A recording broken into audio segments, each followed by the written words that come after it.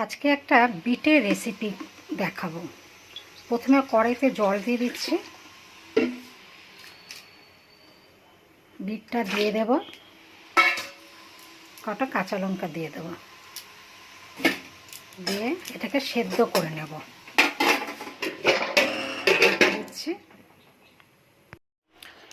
বিটটা সেদ্ধ হয়ে গেছে। এবারে মিক্সিতে দিয়ে দিলাম, আর দিলাম হচ্ছে পোস্ত। এটাকে এবার পিষে নেব। কড়াইতে তেল দিয়ে দিয়েছি, শুকনো লঙ্কা দেব, আর হচ্ছে কালো জিরে ফোড়ন দেব।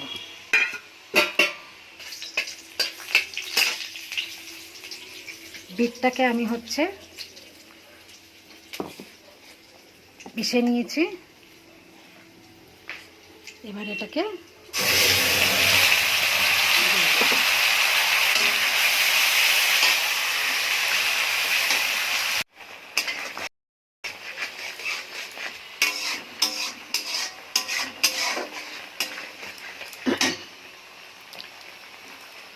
এবার ওর মধ্যে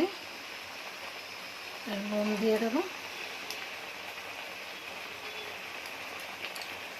সামান্য একটু হলুদ দেব।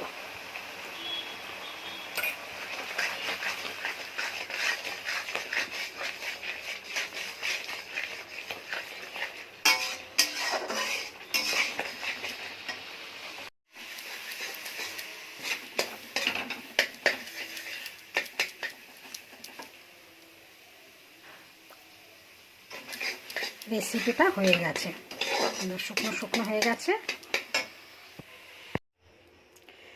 বিটের রেসিপিটা কমপ্লিট। একবার আপনারা করে খেয়ে দেখবেন, খুব ভালো লাগবে।